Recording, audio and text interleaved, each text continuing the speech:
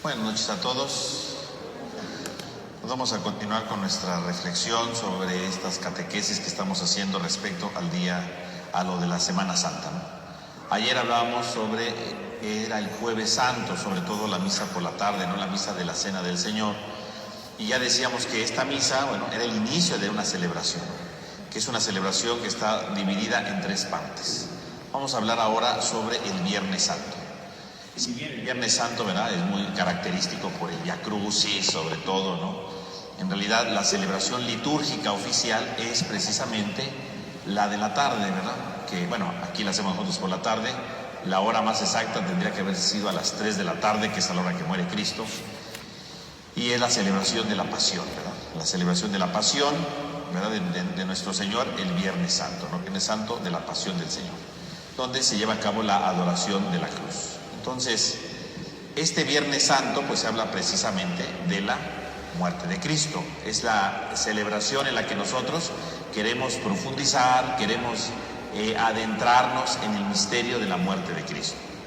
Y entonces algunas personas lo ven como una introducción, ¿no?, a lo que va a pasar al día siguiente, pero no, como decíamos, todo es parte de la misma celebración, todo es parte del mismo misterio, ¿no? Y entonces, si todo es parte del mismo misterio, no hay que decir, el Viernes Santo es una introducción para que llegue a la resurrección. No, la resurrección y la pasión están unidos, ¿no? Uno solo. Y entonces este día, pues es un día para la reflexión, ¿no? Sobre todo, ¿no? Es un día de reflexión, es un día para profundizar, ¿no?, para adentrarse, ¿no?, para poder contemplar el misterio de la muerte de Cristo, ¿no? Es sobre todo eso, ¿no? Ese es lo más importante, ¿no? Es un día para reflexionar en esto, ¿no?, en profundizar, en adentrarse en el misterio del amor, ¿no? En el misterio del amor, eso es lo importante, ¿no? Este es un día, ¿verdad?, caracterizado obviamente por el ayuno, ¿no? En este día se pide precisamente que sea el ayuno. Y es un ayuno, no un ayuno de tristeza, porque algunos piensan, pues es que ayunamos, no comemos porque Cristo muere, entonces no hay que ayunar, estamos tristes. No es un día de tristeza, ¿no?, propiamente, ¿no? El ayuno es sobre todo un momento, ¿verdad?, para que nosotros podamos reflexionar, ¿verdad?, para que nosotros podamos profundizar justamente en lo que va a suceder. Es por lo tanto un ayuno de contemplación y por lo tanto es un ayuno en cierto sentido de gozo, porque esta muerte concluye en la resurrección. Por lo tanto tenemos que ayunar para contemplar, ¿no?, para acercarnos. No es lo mismo el ayuno de la Cuaresma, porque el ayuno de la Cuaresma es un ayuno de penitencia, ¿no?, que el ayuno de Viernes Santo. El Viernes Santo no es un ayuno de penitencia. El ayuno del Viernes Santo es un ayuno de contemplación, en miras a la resurrección. Ayuno, me uno a la muerte de Cristo, porque recordemos que el ayuno es unirse a la muerte de Cristo, lo dice el mismo Jesús en el Evangelio, ¿no? Cuando van ahí le discuten, ¿no?, por ejemplo en el capítulo 2 de San Marcos, ¿no?, le discuten que por qué él no ayuna, ¿no? Y entonces, ¿qué dice? ¿Cómo pueden ayunar los amigos del esposo si están con él, ¿no? Nadie ayuna, ¿verdad?, si está ahí el esposo en una boda, ¿no? Vendrán días en que les quitarán al esposo y entonces sí ayunarán. Y entonces, ¿cuál es el significado del ayuno? Unirse a la muerte de Cristo, ¿no? ¿Cuándo les fue quitado el novio? Cuando muere Cristo en la cruz, ¿no? Entonces quiere decir que el ayuno es identificarse con Cristo que muere en la cruz. Entonces siempre que hacemos un ayuno es la identificación con Él que muere en la cruz. Y el Viernes Santo, pues es el ayuno por excelencia, porque nos identificamos plenamente con Cristo que muere en la cruz. Es lo que estamos haciendo. Y entonces tenemos esta profundidad, ¿no?, este querer adentrarnos en el Viernes Santo, en la muerte del Señor, uniéndonos a su muerte. ¿Cómo? Ayunando. Y nos unimos a su muerte no para estar tristes, decimos, sino para contemplarlo, para estar a la expectativa de cómo esta muerte culmina en la vida, culmina en la transformación del hombre, ¿no? A eso se refiere, ¿no? Entonces, ahí está básicamente, ¿no? Entonces, esta celebración, ¿verdad?, entonces tendremos que decir que es una celebración que está llena de dramatismo, eso sí. Es una celebración llena de dramatismo, es una celebración dramática, ¿no? ¿Y a qué nos referimos con dramatismo? Pues dramatismo quiere decir que tiene varios signos, ¿no?, representativos, ¿no?, como ahorita lo vamos a ver, ¿no? Es dramático. Pero no es un día que esté triste, ¿verdad? No es un día de tristeza, ¿no? Es solamente un día de sobriedad, ¿no?, porque no hay nada especial y por lo tanto implica entonces esta meditación. Entonces, esto sería en general lo que sería el Viernes Santo. Entonces vamos a explicar nuestra liturgia del Viernes Santo, cómo tenemos que entender cada uno de estos elementos. Antes de empezar a explicarlo, ¿verdad? El día de ayer también, ¿verdad?, que preguntaba que si había dudas, hubo una duda, ¿verdad?, que anotaron ahí en el Facebook, que decía que por qué estaba todo cubierto, ¿verdad?, todas las imágenes estaban cubiertos con un lienzo morado. Bueno, porque antiguamente, ¿verdad?, antes del concilio existía en la quinta semana de Cuaresma, se le llamaba la semana de la Pasión. Y entonces, desde la quinta semana, ¿verdad?, se tapaban todas las cruces. Antes del Concilio Vaticano II era obligatorio, ¿verdad?, tapar todas las imágenes, ¿verdad?, en la semana de la Pasión. Hoy día es facultativo, ¿no? O sea, se puede tapar desde la semana quinta. Aquí en la parroquia las tapamos solamente en Semana Santa, pero se puede hacer desde la anterior semana, ¿no?, desde la quinta, recordando la práctica del domingo de la Pasión, de la semana de la Pasión. ¿Y para qué se tapan las imágenes? Con el morado, o puede ser rojo también, ¿no? Puede ser morado o rojo. ¿Por qué se tapan? Pues porque precisamente lo importante de la Pasión, ¿qué es? Pues centrarnos en Cristo, ¿no? Que no haya otros distractores, ¿no? Que no haya otras cosas que nos desvíen la atención, ¿no? Y entonces centrarnos solo en Cristo, ¿no? Entonces, por ejemplo, si alguien dice, es que yo cuando vengo al templo, ¿verdad?, le rezo a la Divina Providencia, yo le rezo a la Virgen, ¿no? No, pero es que si estamos ahorita en la Pasión, pues nuestra mirada no está en la Virgen ahorita, ¿no? Nuestra mirada no está en la Divina Providencia, no, ahorita es para que yo me concentre solamente en la Pasión, para que yo solamente tenga mi mirada puesta en la muerte de Cristo. Eso es lo importante, ¿no? Que yo tengo mi mirada puesta en el Señor, ¿no? Eso es lo importante. No me debo de distraer con otras cosas, ¿no? No es la semana para hacer otras devociones, sino es la semana para centrarnos sobre todo en la Pasión. No nos distraigamos, no nos vayamos por otros lados, ¿no? Porque entonces sí nos distraemos y pues ya, ¿dónde queda la Pasión? Es que yo voy a rezar a San Judas. No, hoy no es día de San Judas, hoy es el día de contemplar a Cristo en la cruz. Eso es lo importante, ¿no? Eso es lo primordial. Porque entonces imagínense, yo vengo aquí, vamos a poner un ejemplo, Viernes Santo, ¿no? La mirada puesta en Cristo en la cruz, y yo estoy con San Judas, pues no, ¿verdad? O sea, la iglesia tapa las imágenes para decir, mira, no es momento que te distraigas, céntrate en lo importante. Lo importante que es encontrarse con Cristo en su pasión, muerte y resurrección. No te distraigas, eso es lo que está diciendo, ¿no? Entonces sería como ese el significado, ¿no? Y por eso se tapa, ¿no? Porque de alguna manera uno llega y dice todo está tapado, algo está pasando, ¿no? Cuando se cubre algo, cuando se tapa algo, ¿verdad? ¿Qué significa? Que no debe de haber distractores, ¿verdad? Que no debe de haber ningún tipo de distracción en nuestra vida. Entonces, centrémonos en ese misterio, ¿no? Punto, ¿no? Entonces, como una invitación que la iglesia nos hace para no distraernos en otras cosas, ¿no? Sería eso, ¿no?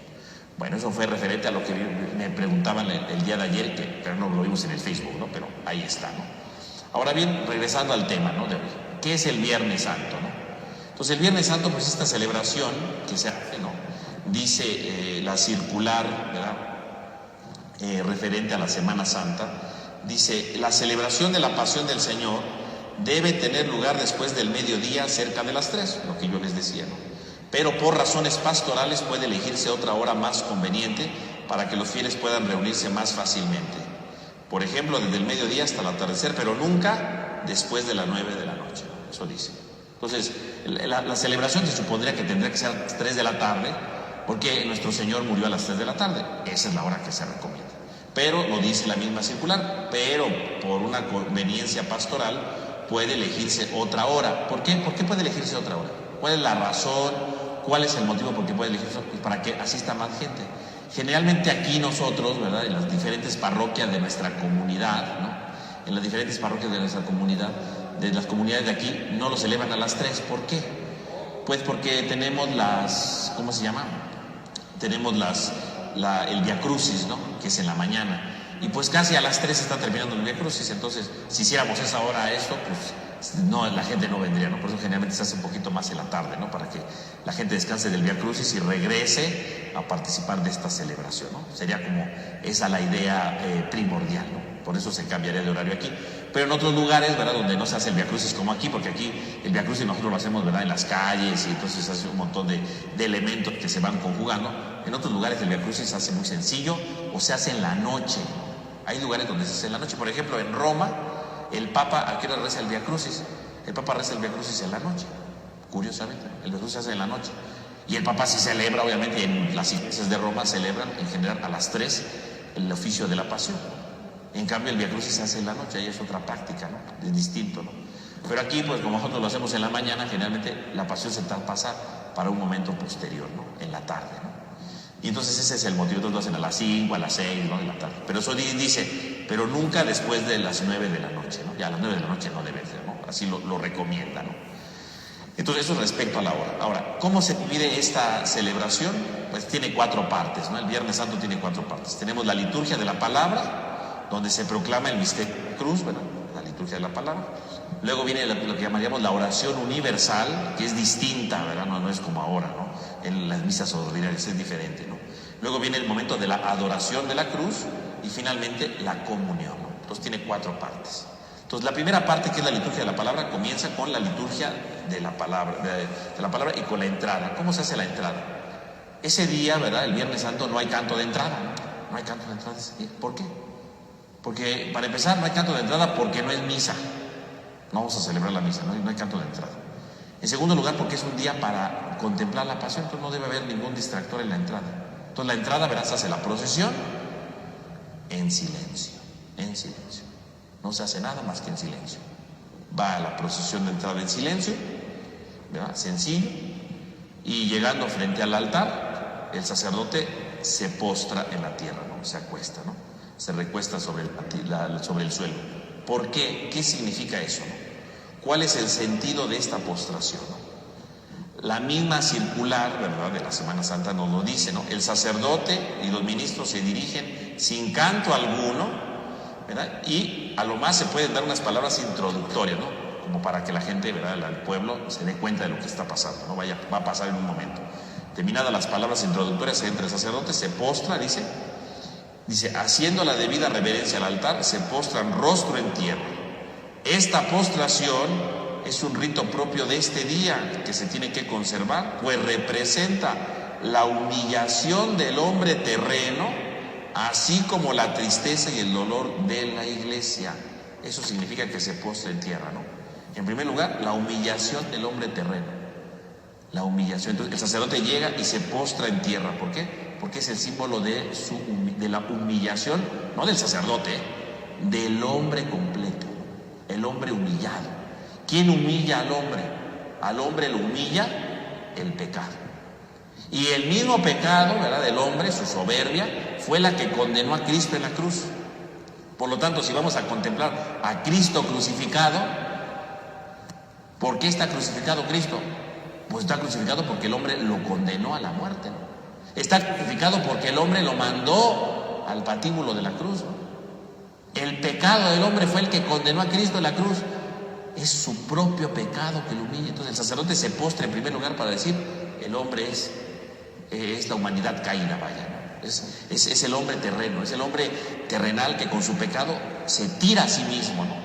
Que no quiere el amor, ¿no? Que no quiere la misericordia, que no quiere la bondad, que no quiere la gracia, que no quiere el perdón, ¿no? Que no quiere nada, que no quiere su salvación. El hombre postrado en tierra.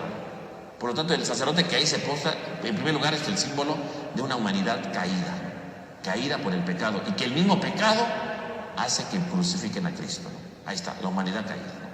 Pero también dice, ¿verdad?, es el símbolo de la tristeza y el dolor de la iglesia por la muerte de Cristo, ¿no? Ese es el sentido, ¿no?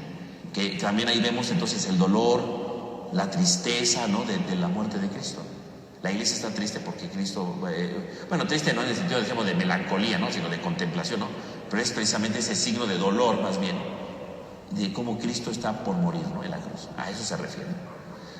Hace un año, me parece, no, o hace 2, no recuerdo, hace 2, cuando estaba la pandemia, cuando estaba recién empezando la pandemia, ¿no?, que cerraron todas las iglesias, y por supuesto allá en Roma también, que el Papa, ¿verdad?, entra y se postra en tierra. La gente, ¿verdad?, hizo una mala interpretación de ese gesto, ¿no?, que decía que el Papa se había postrado en tierra, ¿verdad?, porque era del dolor por los muertos por el coronavirus. Eso no es cierto, ¿no? El Papa no se recostó en el suelo por eso, ¿no? Porque es propio del rito del Viernes Santo. O sea, la gente que dijo eso, pues yo creo que es gente que jamás en la vida había ido al Viernes Santo y no se había dado cuenta que durante muchos siglos se recuestan en el suelo, ¿no? Y ese día lo descubrieron y dijeron, el dolor por el coronavirus, ¿no? y se hizo un drama y un argüende ahí, que porque cómo era el Papa, que era posible que hiciera eso, que eso en que iba a ayudar, que no sé qué, ¿no? Pero es que el que se postre en el suelo no tenía nada que ver con el coronavirus ni con la pandemia, es propio del rito, ¿no? Pero bueno, yo vi un montón de noticias que salieron ese día, que bueno, le dieron vuelta ahí por todos lados diciendo que por qué el Papa había hecho eso, que era el colmo, bueno, criticando, ya ven que a la gente le gusta criticar, ¿no? Entonces salió todo eso, pero toda esa gente que criticó pues es una bola de ignorantes que nunca habían visto que antes del coronavirus también se acostaban, y no se acostaban por eso, se recuesta uno porque es el símbolo de la humanidad caída del pecado, no es eso, ¿no? Bueno, para la gente que tiene fe, para la gente que no tiene fe, bueno, pues es otra cosa, ¿no? No tiene ningún sentido, ¿no? Hablar con ellos, ¿no? Pero en ese sentido, ese es el sentido de eso, ¿no? Porque alguna vez oyeron algo así, no tiene nada que ver con la pandemia, ¿no? Es sobre todo el signo del hombre caído, del hombre que ha fallado, del hombre que se equivoca, ¿no? Y ahí está tirado, ¿no? Y que contempla lo que viene. Y mientras el sacerdote está postrado, el pueblo se hinca, ¿no? Se arrodilla, ¿no? Para unirse en la oración con el sacerdote, ¿no? Que está ahí postrado. Si el sacerdote no se pudiera postrar, se puede hincar, ¿no? Se puede hincar también. La gente, ¿verdad?, se hinca y él también se hinca. Puede hacerse ese signo también, ¿no? De hincarse. Pero bueno, la misma iglesia recomienda que no, que en lugar de hincarse se postre, porque creo que es un signo muy fuerte, ¿no? El postrarse. No lo vemos todos los días, no dice mucho. O sea, ya nada más con verlo que está recostado el sacerdote, pues llama mucho la atención. O sea, pero ¿por qué pasó eso? ¿No? O sea, ya choca, porque eso no lo vemos en cualquier celebración, ¿no? Solamente se hace ese día, ¿no?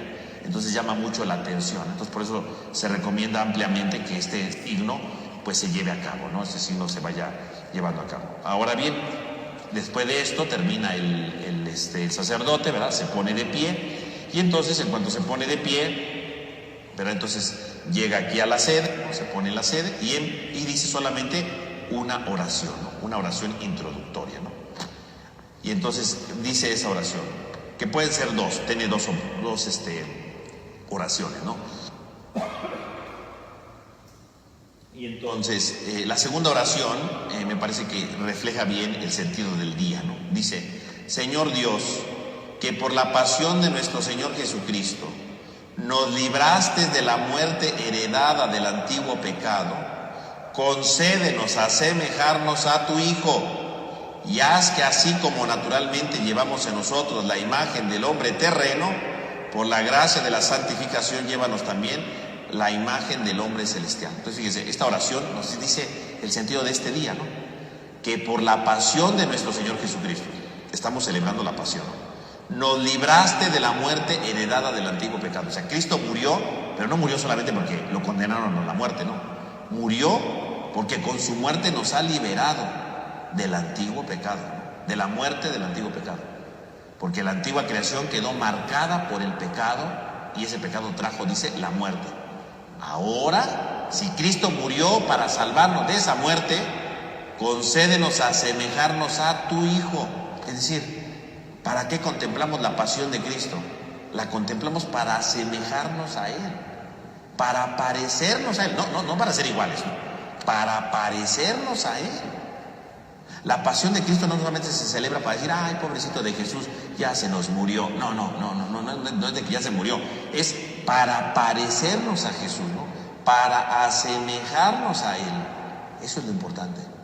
Si Cristo murió, si Cristo dio su vida, si Cristo se entregó, es para que se vuelva un modelo de vida para nosotros, para que nosotros nos configuremos con Él, ¿no? Para que nosotros seamos semejantes a Él, para que nosotros nos vayamos transformando como Él, ¿no? Eso es lo importante. Contemplo a Cristo en la cruz, claro, ¿para qué? Para ser como Él, para identificarme con Él, para parecerme a Él. Por ejemplo, hoy que hablábamos, por ejemplo, de la traición de Judas, ¿no? Decíamos, ¿cómo Jesús reaccionó ante la traición de Judas? Ante la traición de Judas, Jesús no se puso ahí, ¿verdad?, al brinco, ¿por qué vas a traicionar? No, ¿verdad? No le dijo nada. No lo puso ni en evidencia. Decíamos, ¿qué le hizo Jesús a Judas? Tomó un pedazo de pan, lo remojó en la salsa y se lo dio. Decíamos, es un gesto de amor. ¿Cómo respondió a la traición de Judas? Pues con amor, ¿no? Me quieres traicionar, está bien, pero yo, mira, te amo. Entonces, contemplar la pasión tendría que ser parecernos a Jesús, ¿no? Que ante las traiciones de la vida, pues tratemos de responder con amor. Ese es el reto, ¿no? Asemejarnos a eso, ¿no? Eso tendría que ser, ¿no? Y luego dice la oración, y haz y haz que así como naturalmente llevamos en nosotros la imagen del hombre terreno, porque somos hombres terrenos, el sacerdote ahí estaba postrado, ¿no? El hombre terreno que cayó por su pecado, ¿no? Haz que nosotros, que somos la imagen del hombre terreno, por la gracia de la santificación, llevemos también la imagen del hombre celestial. Es decir, Cristo vino a morir por nuestros pecados. Y decíamos, el sacerdote, ¿por qué se postra? ¿Por qué se recuesta sobre el suelo? Decíamos, es el hombre terreno, ¿no? Es el hombre limitado por su pecado. Pues ese hombre tirado, ese hombre postrado, esa humanidad caída, Señor, haz que nosotros, que somos este hombre terreno postrado, por la gracia de la santificación, o sea, por la gracia de la cruz, nos convirtamos en la imagen del hombre celestial. Es decir, que ya no seamos una humanidad caída, sino seamos una humanidad que se levanta, una humanidad que puede vencer su pecado. ¿Pero por qué lo podemos vencer? Porque Cristo murió en la cruz. Fíjese, esta oración es muy bella porque nos da a entender el sentido de la fiesta de hoy y el signo de la postración. La humanidad caída, que esta humanidad caída participe de la gracia de la cruz para que nos levantemos y tengamos la imagen del hombre celestial. ¿Y qué es la imagen del hombre celestial? Pues Cristo, ¿no? Cristo que murió y resucitó. Por lo tanto, ese sacerdote que se postra, pues somos todos nosotros. Somos todos nosotros. Es la humanidad caída.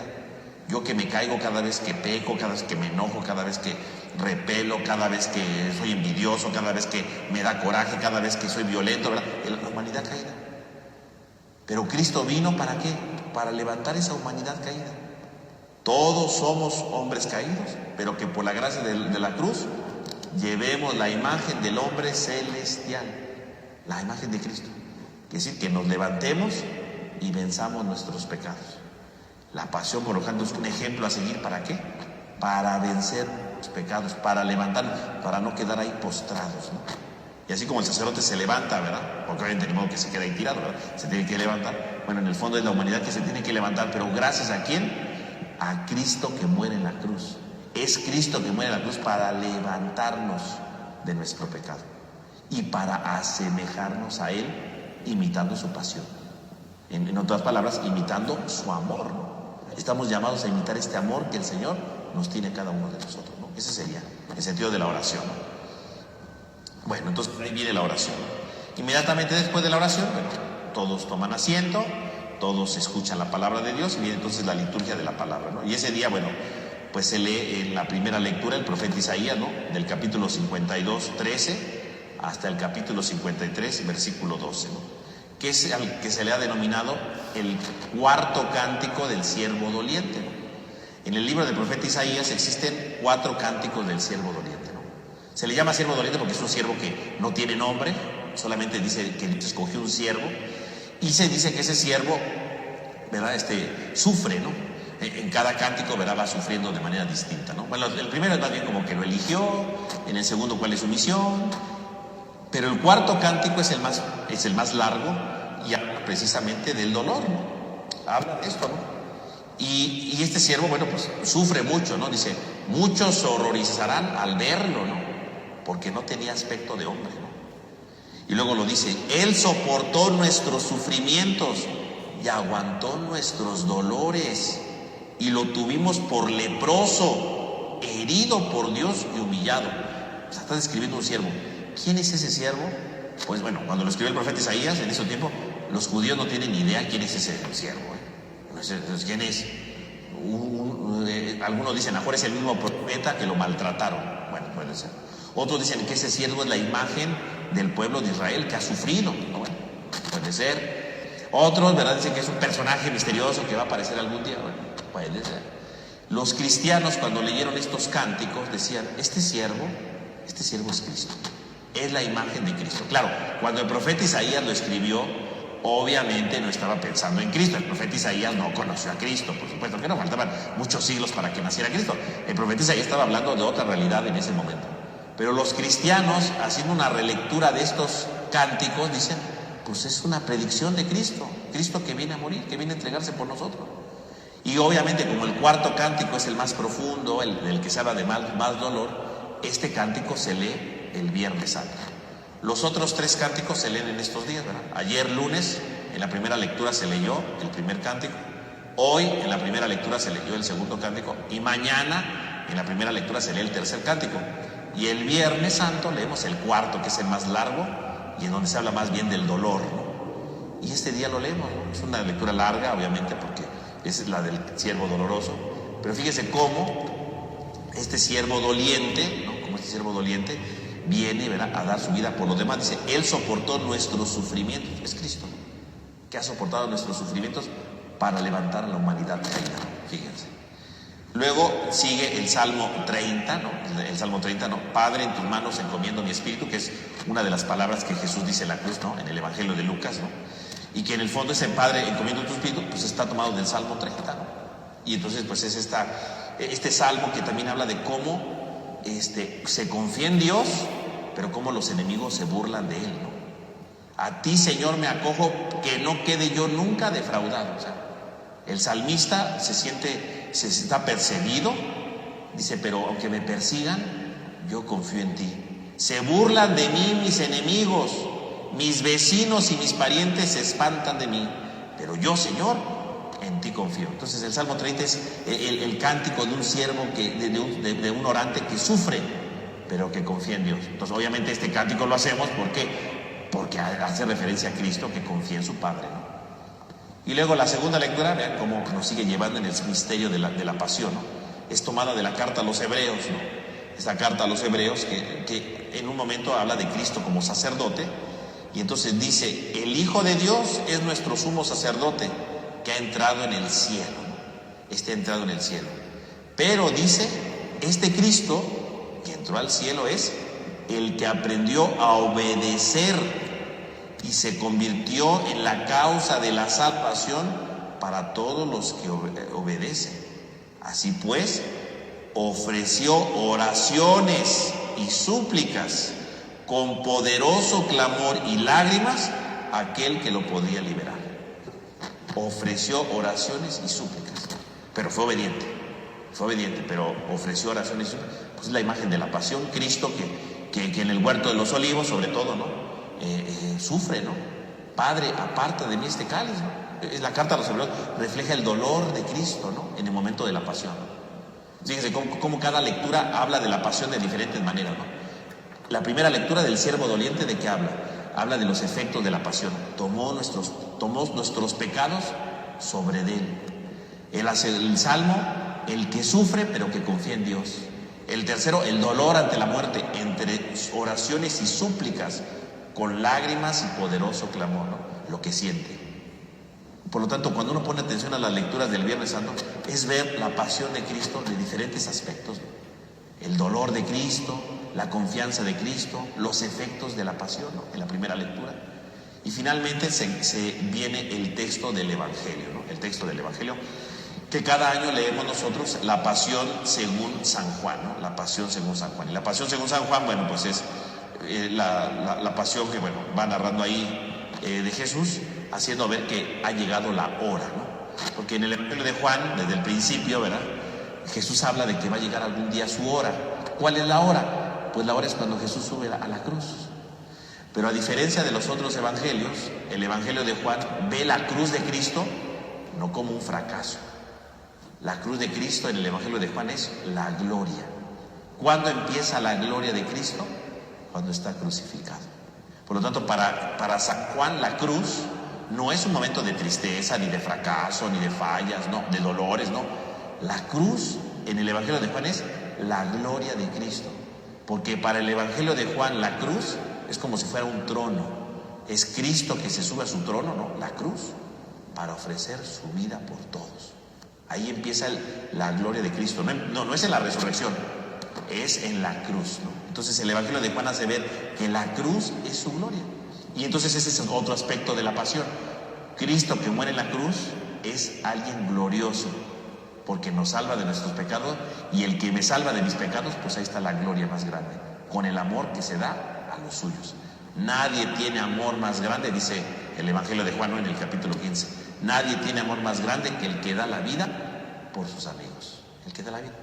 O en el capítulo 10, a mí nadie me quita la vida, yo la doy. Por lo tanto, cuando Jesús está crucificado, pues no está crucificado ni porque lo condenaron a muerte, ni porque lo apresaron, ni porque lo traicionó Judas. ¿Por qué está ahí, según el Evangelio de Juan? Porque Él ha querido dar su vida por todos. Y la gloria de Cristo se manifiesta desde la cruz. Así que todo el camino de la cruz es el camino a su trono glorioso. Entonces hay que ver la cruz como gloria. Fíjese cómo tiene diferentes aspectos. Entonces, si alguien dijera, ¿cómo entender la cruz de Cristo? Bueno, primera lectura, cargó con mis pecados. Salmo, el justo que sufre, pero que confía en Dios. Segunda lectura, la cruz es un momento de dolor, con lágrimas y con clamores, ¿no? Y Evangelio de Juan, la cruz es la gloria, donde Cristo está en su trono para salvarnos, porque nos ama. Vean cómo hay diferentes dimensiones de eso. Entonces, las mismas lecturas nos tratan como de ir iluminando el misterio de la cruz, porque el misterio de la cruz es enorme, ¿no? A veces el misterio de la cruz lo reducimos a una cosita, pero es muy grande entender la cruz, ¿no? Y entonces la liturgia nos quiere preparar para entender la cruz de diferentes aspectos. Y todos forman parte de un mismo aspecto, de una misma realidad, la cruz, pero de diferentes visiones, ¿no? Bueno, ahí está, ¿no? Inmediatamente después de la pasión, bueno, viene la homilía y entonces empieza la oración universal, ¿no? Ahora, la oración universal no es como las hacemos usualmente los domingos o entre semana, ¿no? Que se lee una petición, ¿verdad? Pidamos por el Papa, ¿verdad? Para que el Señor lo proteja, te rogamos, Señor, no, la oración universal que tenemos nosotros el Viernes Santo es distinta. La oración universal no es como la que se hacía antiguamente, ¿no? La oración universal es diferente, ¿no? Esta oración universal data del siglo V. Esta oración que leemos nosotros el Viernes Santo es desde el siglo V. O sea que leemos una oración antiquísima, imagínense, del siglo V. Y que algunos dicen que aunque es del siglo V, parece ser que tuvo redacciones anteriores a eso. O sea, estamos ante una oración antiquísima. Y tiene ¿cómo se llama? Otra estructura, no es como las que hacemos, decimos, por el Papa para que Dios lo ayude, te rogamos, Señor. No, tiene otra estructura. ¿Cuál es la estructura que tiene la oración universal? Pues en primer lugar, el lector dice la intención, ¿no? Por ejemplo, aquí leemos una nada más para poner un ejemplo, ¿no?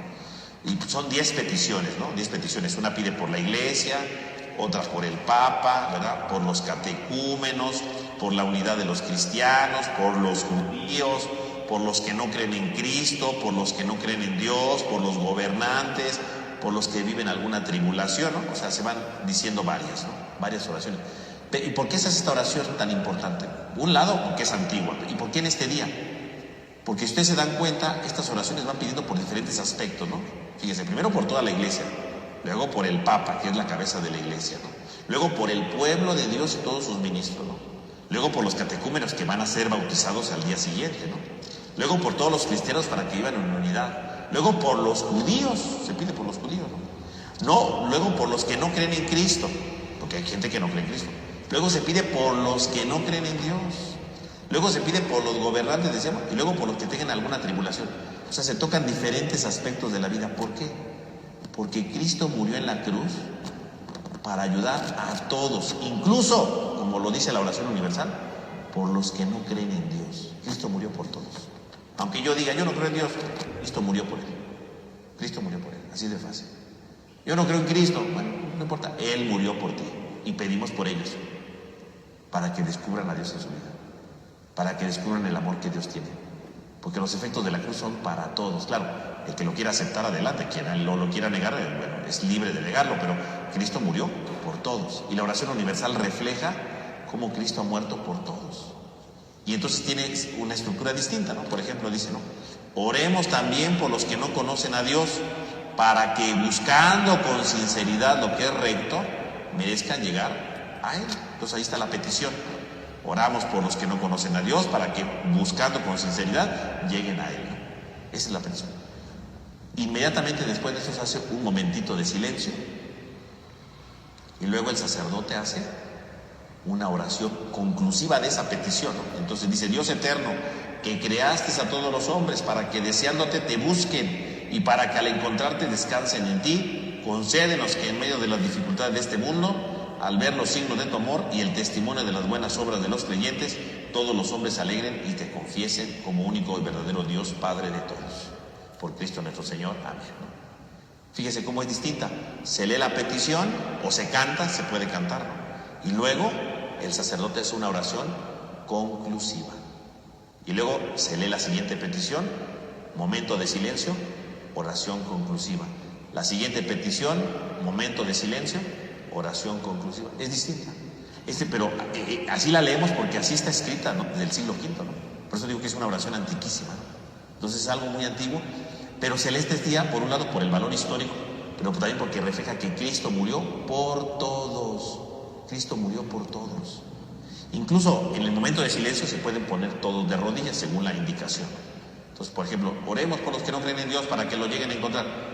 Viene el silencio, todos se ponen de rodillas y luego se levantan y sigue la oración del sacerdote. O sea, es un momento de profunda oración, es un día de contemplación, de oración. Entonces se va haciendo esta oración universal que es muy antigua, ¿no? Bueno, y después de que termina la pasión, la oración universal, viene entonces el momento de la adoración de la cruz. Fíjese, esto es muy, muy interesante. Las lecturas ya nos dijeron varios aspectos de la cruz. Primero las lecturas nos dijeron todo lo de la cruz. Y luego se hizo la oración universal para ver los efectos de la cruz. Entonces, ¿qué vendría a continuación? Si ya las lecturas me dijeron la cruz es esto, la cruz es esto, la cruz es esto. La cruz tiene efectos sobre el hombre, los que no creen en Dios, los judíos, los que sufren tribulación. La cruz. ¿Qué puede hacer el ser humano cuando descubre todo lo que es la cruz y cómo los efectos de la cruz caen sobre todos? Lo único que puede hacer la persona es adorar la cruz. Y entonces, en un tercer momento de la celebración, se presenta la cruz para que se adore, ¿no? Para que se adore. Ahora, ¿cuándo se adoraba la cruz? Bueno, pues la cruz se adoraba, ¿verdad? Por lo menos tenemos el testimonio más antiguo en Jerusalén en el siglo IV, ¿verdad? Porque en el siglo IV, ¿verdad? Han de saber ustedes que en el siglo IV el emperador Constantino dio de manera oficial entrada a la Iglesia Católica, ¿no? Y bueno, le dio ciertos privilegios a los obispos y bueno, ya los dejaron de perseguir oficialmente. Y su mamá, que se llama Helena, se fue de tour, ¿verdad?, a Jerusalén y bueno, encontró reliquias y todas esas cosas, ¿no? Entre eso encontraron la cruz, ¿no? Se llevó una parte de la cruz a Roma, pero la demás parte de la cruz se quedó en Jerusalén. Y entonces en el siglo IV, bueno, finales del siglo IV, hay una mujer que se llama Egeria, que está su obra traducida al español, ¿no? Su itinerario, ¿verdad?, a Jerusalén. Y nos narra ella en ese libro que el Viernes Santo se adoraba la cruz. O sea que esta práctica de adorar la cruz el Viernes Santo es una tradición que por lo menos se hacía ya en Jerusalén a finales del siglo IV. ¿Y cómo se hacía la adoración de la cruz? Dice ella, ¿no? Vamos aquí a dibujarlo más o menos, ¿verdad? Que se ponía la reliquia de la cruz, ¿no? Se ponía la reliquia de la cruz, ahí la vamos a tener. Y al lado de la reliquia se ponían dos diáconos, ¿no? Dos diáconos, aquí está un diácono y aquí estaba el otro diácono, ¿no? Más o menos, ahí imagínense. ¿Por qué había dos diáconos ahí? No crean que estaban ahí de adorno, no. ¿Por qué había dos diáconos ahí? Porque tenían que cuidar que no se robaran ninguna reliquia de la cruz. Y ninguna reliquia nos referimos a una astilla, alguna cosa, ¿no? Entonces, por ejemplo, pasaban todos a venerar la cruz y bueno, había gente que la tocaba, ¿no? Pero a veces cuando la tocaban, pues le arrancaban una astillita, ¿no? Entonces los diáconos estaban ahí para vigilar que no le arrancara nada. Y si le arrancaban algo, se lo quitaban, ¿no? Deje ahí. Sí, porque uno puede decir, ay, pues es una astillita, ¿qué tanto es una astilla? Sí, pero de astillita en astillita sacaba la cruz, ¿no? Entonces, obviamente, cuidado. También se podía besar la cruz, pero cuando besaban la cruz se fijaban cómo besaban. Porque dice ahí Egeria, ¿verdad?, que algunos, cuando besaban la cruz, la mordían. Y entonces la mordían y se llevaban en la boca, se ponían la reliquia, la tenían en la boca. Entonces también, pues, hacían que ahí escupiera y órale, nada que se lleva eso. O sea que ya eran mañosos desde el siglo IV, ¿no? Entonces, ahí tenemos un ejemplo de cómo empezó ahí. Entonces, ya en el siglo IV existe la adoración de la cruz. Ahí empezó eso.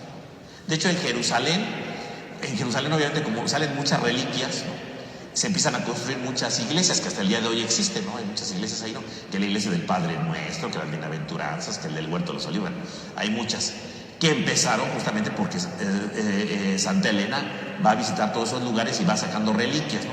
Unas se las llevó a Roma y bueno, muchas se quedaron ahí, ¿no? Y entonces en la Semana Santa se hacían un montón de cosas, ¿no? Entre esas la adoración de la cruz. Esta fue muy valiosa, ¿no? Porque esa se permitió quedar ahí, ¿no? Esa se quedó ahí, ¿no? Y entonces, con el paso del tiempo, esto de adorar a la cruz se empieza a celebrar en diferentes partes de la iglesia, en diferentes lugares. Es hasta el siglo VIII, en el siglo VIII, ya hay un testimonio de cómo se celebraba la adoración de la cruz en la ciudad de Roma, en el siglo VIII. En el siglo VIII, ¿cómo se celebraba la adoración de la cruz? Pues en el siglo VIII iba el Papa, ¿verdad?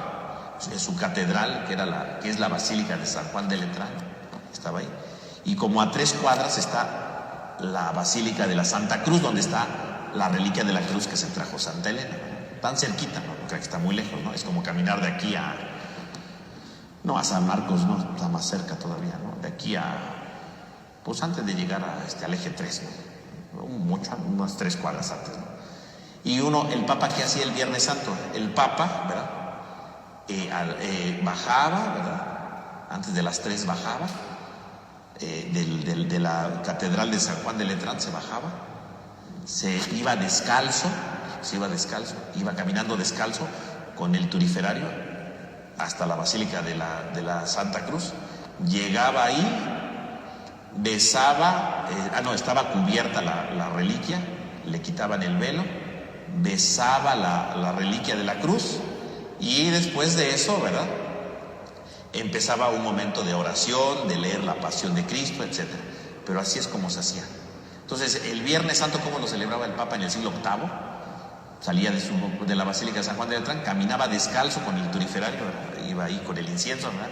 Iba caminando descalzo hasta la Santa Cruz, llegaba ahí, quitaban el velo de la reliquia, la besaba y empezaba el rito, ¿no? Empezaban a cantar salmos, se leía la Pasión, bueno, se cantaba, ¿no? Se cantaba la Pasión y ya, ¿no? Y después regresaba el Papa y todos iban cantando, ¿verdad?, un salmo, ¿no?, para que el Papa regresara a la catedral, ¿no? Así es como se hacía.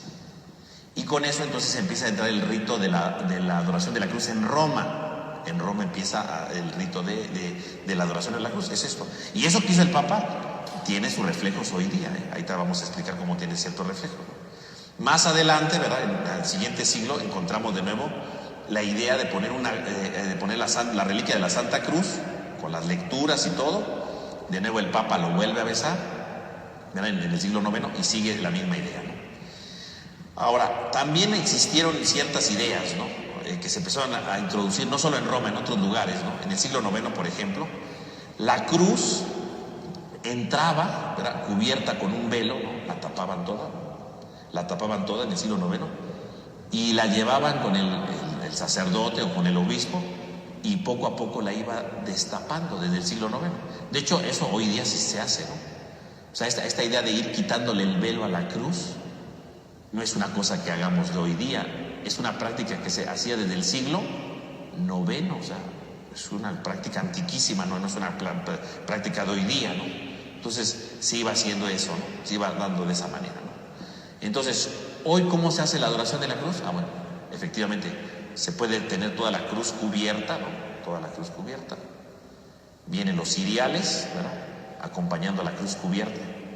Llegan aquí, y entonces al sacerdote le dan la cruz y le empieza a destapar, ¿no? La destapa de la parte de arriba, nada más se queda la parte de arriba destapada. Se alza la cruz y entonces el sacerdote canta, ¿verdad?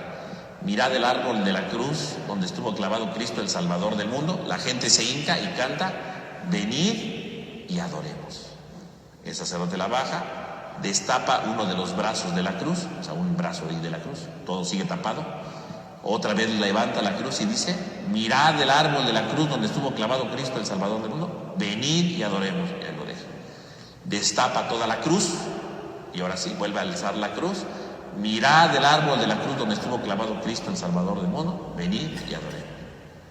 Y la gente contempla la cruz, se va desvelando. ¿Por qué va cubierta la cruz? Porque precisamente la idea es que si va cubierta es ir descubriendo el misterio del amor, ¿no? La cruz es el misterio del amor, con su dolor, ¿verdad? Cargó nuestros pecados, la confianza, la gloria, todo lo que hemos dicho, ¿no? Que muere por todos. Bueno, es un misterio que se tiene que ir desvelando gradualmente, ¿no? Poco a poco. Por eso primero la parte de arriba, luego el brazo, luego toda la cruz. ¿Saben por qué? Porque no es un misterio que se comprenda tan fácilmente, ¿no? Lo tenemos que ir descubriendo poco a poco. Lo tenemos que ir descubriendo gradualmente, no lo podemos ver de golpe. Entonces tenemos que irlo descubriendo poco a poco, ¿no? Por eso se va desvelando poco a poco. Esa es la idea de ese símbolo, ¿no? Hoy día se ha introducido otra manera. Otra manera es sin el velo. Hoy día se puede hacer sin el velo, ¿no? Pero entonces el sacerdote, en lugar de recibir aquí la cruz, el sacerdote se va a la puerta, ahí agarra la cruz ya destapada, y entonces el sacerdote la levanta y dice: mirad el árbol de la cruz, ¿verdad? Lo canta igual, pero en la entrada. Luego va caminando a la mitad del templo, mirad el árbol de la cruz, otra vez. Llega hasta aquí, hasta el presbiterio, y otra vez lo alza: mirad el árbol de la cruz. Igual 3 veces, pero ya la cruz no va tapada, va destapada, pero va deteniéndose el sacerdote en la entrada, a la mitad del templo, presbiterio, ¿no? Hasta acá, ¿no? Entonces va haciéndose así. Ese es un nuevo rito, ¿verdad?, que se ha introducido para no velar la cruz, porque algunos consideran que velar la cruz es algo muy retrógrado, entonces se puso ese otro símbolo. ¿Cuál sería el significado de eso? Pues sería la idea de cómo el misterio de Cristo se va acercando. Es lo mismo, así como le voy quitando el velo para irlo conociendo, para irlo profundizando. Este sentido no sería de quitar el velo, este sería el sentido de cómo se va acercando Cristo, ¿no? Cómo el misterio de la cruz se va profundizando y se va adentrando de la puerta hasta el presbiterio, ¿no? Como introducirse poco a poco en el misterio de la cruz, ¿no? Es la misma idea, pero uno con un velo, otro sin el velo, ¿no? Pues son dos cosas. El más antiguo, pues, es el del velo, ¿no? Es desde el siglo IX, ¿no? O sea, y el otro, bueno, pues es más moderno, ¿no? Entonces esos serían los dos elementos. Hoy día se dice que, ya que se pone aquí la cruz, entonces se empieza la adoración de la cruz. ¿Quién adora primero la cruz? El sacerdote, ¿no? Y entonces hoy día se puede hacer, ¿no?, que para que el sacerdote pase y bese la cruz y haga la adoración, se quite el ornamento, la casulla, se quite los zapatos. ¿Se acuerdan que decíamos que en el siglo VIII el Papa iba caminando descalzo? Se quite los zapatos y así descalzo, ¿verdad?, camina el sacerdote y besa la cruz, ¿no?, sin casulla y sin zapatos, ¿no? Se puede hacer, es un rito facultativo. Antiguamente, antes de la edición de Juan Pablo II, el único que podía hacer eso era el obispo. El obispo se quitaba la casulla, los zapatos y caminaba. De hecho, ustedes buscan por ahí imágenes o videos, ¿verdad?, del Papa Benedicto XVI. Él sí se quitaba todo y descalzo caminaba para adorar la cruz. Hoy día el nuevo ritual, ¿verdad?, marca que se puede, el sacerdote, ¿verdad?, el presbítero, no solo el obispo, también los presbíteros pueden hacer eso, ¿verdad?, quitarse la casulla e ir descalzo para venerar la cruz, ¿no? Pero ustedes dirán: ¿y por qué lo hace eso? Bueno, porque es la imagen. Si voy a venerar la cruz, pues es una imagen como de despojo, ¿verdad? Me despojo de eso para que despojado reconozca que no soy nada y venero la cruz con mi despojo, ¿no?, con mi sencillez, ¿no? Y entonces beso la cruz despojado de esto, ¿no? No voy a ir ahí con todas mis riquezas. No. Para venerar la cruz no necesitamos riquezas. Para venerar la cruz no necesitamos poder. Despójate de todo. Digo, ahí es la casulla, ¿no? Pero es la imagen de quítate de todo para que veneres la cruz. A eso se refiere, obviamente, ¿no? Y se hace la adoración de la cruz. Y después lo hacen los ministros o los que están ayudando en el servicio. Y luego todo el pueblo pasa a hacer la adoración de la cruz. Claro, ahorita por la pandemia no se puede besar la cruz, ¿verdad?, porque no se debe de hacer, porque la pandemia, lo único que se hace es una reverencia y ya, ¿no?, por lo de la pandemia, ¿no? Y ahora que esperemos en Dios ya termine todo, bueno, pues ya se puede hacer de nuevo. Y también, ¿verdad?, eso sí, se recomienda que toda la gente pase a hacer la veneración de la cruz, o por lo menos la mayoría. Digo, aquí pues todos pueden pasar, ¿no? Hay lugares muy grandes donde a lo mejor no pueden, como por ejemplo en la Basílica, ¿no?, de Guadalupe. Está muy difícil, ¿no?, porque muchísima gente, tardaría mucho tiempo, ¿no? Entonces lo que se tiene que hacer cuando hay mucha gente, ¿qué se hace? Pasan algunos y después se interrumpe, se levanta la cruz para que todos la adoren en su lugar y ya. A algunos luego se les ocurren las ideas de que para que sea más rápido vamos a poner varias cruces, ¿no? Una aquí, otra acá y otra acá, para que sea más rápido. A ver, no, es que eso no es de rapidez. Si estamos venerando la cruz, ¿cuántas cruces tendría que haber? Una. O sea, ¿cómo va a haber 3? O sea, no tiene sentido eso. lo dice claramente la norma, solo debe de haber una cruz. Y esa es la que todos tienen que venerar. Nada de que porque va rápido, ¿verdad? Pues vamos a poner 3 cruces. No, eso no se puede. Entonces, si no pueden pasar todos, que la hagan desde su lugar y acabó, ¿no? Esa es la idea. Y mientras se hace la veneración de la cruz, se van haciendo cantos referentes a la cruz. Un canto muy antiguo que se hace, que ustedes seguramente han escuchado alguna vez, ¿no? El de pueblo mío, ¿no? Pueblo mío, ¿qué te he hecho? ¿En qué te he ofendido? Respóndeme, ¿no? Pues ese canto, ¿verdad? Se les denomina los improperios, ¿no? Es decir, las lamentaciones, ¿no? Porque si ustedes ponen atención a ese cántico, pues precisamente es el lamento porque ¿cómo le ha pagado el pueblo de Israel a Dios? Pues le ha pagado precisamente crucificándolo, ¿no? Le ha pagado con dolor, ¿no? Se supone que Dios vino a salvarnos y que nosotros ¿cómo le pagamos? Pues con dolor, ¿no? Pueblo mío, ¿qué te he hecho, no? ¿En qué te he ofendido? Yo te saqué de Egipto y tú pusiste una cruz para tu Salvador. Yo, ¿verdad? Te guié por 40 años en el desierto, te alimenté y tú diste una cruz a mi Salvador. Yo te elegí, te planté y tú has dado una lanzada en el costado de tu Salvador. Entonces, eso se llaman improperios, o sea, cantos de lamentación. Dios que se lamenta ante la cerrazón de Dios por el pecado del hombre, ¿no? Es lo que se hace. Ahí está. Y finalmente, ¿verdad? Viene la última parte de la celebración, que es la comunión, ¿verdad? Se da la comunión. Ese día no hay consagración, entonces después de que se adora la cruz, se pone el mantel, ¿verdad? Porque no había mantel, se pone el mantel solamente para poner el Santísimo, se va por el Santísimo donde lo tengan reservado, se pone el mantel, se pone el copón, se canta el Padre Nuestro, se dice el Padre Nuestro, ¿no? No hay saludo de la paz, no nomás el Padre Nuestro. Y entonces este es el Cordero de Dios que quita el pecado del mundo, dichosos los invitados a la cena del Señor. Y entonces se hace eso y se comulgan, y la gente comulga ese día. No hay vino, no hay sangre de Cristo. La sangre de Cristo decimos que no se reserva. Se llegó a reservar en algún momento, pero no, eso no era muy conveniente. Solamente se reserva el cuerpo de Cristo y comulgamos el cuerpo de Cristo que se consagró el día anterior, ¿no? El día anterior. Por eso antiguamente a esta celebración unos le llamaban la misa de presantificados. ¿Qué quiere decir presantificados? Antes, santificados, consagrados, que los habían consagrado anteriormente, porque los habían consagrado el Jueves Santo. Pero para empezar no es misa. Y bueno, sí están presantificados, pero no es misa, ¿no? Y entonces así se le llama, y entonces hoy día se hace la comunión para que todos participen. Pero antiguamente también hubo tiempos en la historia donde el único que comulgaba era el sacerdote. Hoy día, ¿verdad? Se ha decidido, ¿verdad? Desde 1955 con el Papa Pío XII que comulguen los sacerdotes y el pueblo de Dios. Y es como hoy día lo hacemos, ¿no? Comulgamos, pero hubo un tiempo en el que nadie comulgaba, hubo tiempos en que el único que comulgaba era el sacerdote, y hoy día comulga el sacerdote y el pueblo, ¿no? Hasta ahorita el rito. Algún día puede cambiar, ¿no? Y ya, pero hasta ahorita así va el rito, ¿no? Bueno, y con esa comunión, ¿verdad? Se termina, se lleva de nuevo la reserva, no al sagrario, porque acuérdense que el sagrario está vacío, ¿no? Lo explicábamos ayer, ¿no? El vacío que se siente, ¿no? Se mete, ¿verdad? Se deposita el copón en donde se puso el lugar adecuado, se quita el mantel y viene la conclusión de la misa. Como decíamos ayer, no hay bendición final, porque no ha terminado la celebración, termina con la vigilia. Todo lo único que se hace es una oración después de la comunión sencilla y se da una especie de bendición conclusiva, ¿no? Pero no la bendición del Padre, del Hijo, del Espíritu Santo, no. Esa bendición no se da porque todavía no termina la celebración. Solamente culmina con una sencilla oración, ¿no?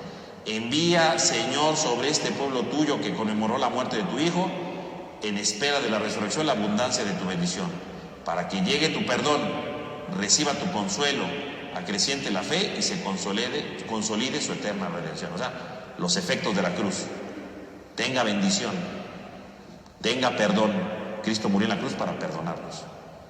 Reciba el consuelo, para que, aunque tengamos pecado, recibamos el consuelo de Dios, ¿no? Acreciente nuestra fe. Contemplar la cruz de Cristo tendría que acrecentar nuestra fe, ¿no? Y se consolide su eterna redención, o sea, el rescate, que la salvación que Jesús hizo se consolide en cada uno de nosotros, se consolide en cada uno de nosotros, ¿no? Termina esa pequeña bendición final, el sacerdote se mete y se termina todo. Y ese es el oficio de ese día, ¿no? Claro, está el resto del Vía Crucis, el sermón del pésame, la procesión del silencio. Bueno, todo eso son expresiones de devoción popular, ¿no? El Vía Crucis es acompañar a Cristo en la cruz. La procesión del silencio, ¿qué sería? Pues acompañar a la Virgen que va camino a la sepultura de Jesús, ¿no? Sería eso, ¿no? El sermón del pésame, pues es darle unas palabras a la Virgen porque, ¿cómo se llama? Murió su hijo, ¿no? ¿Qué podemos decir ante el acontecimiento de la muerte de su hijo, ¿no?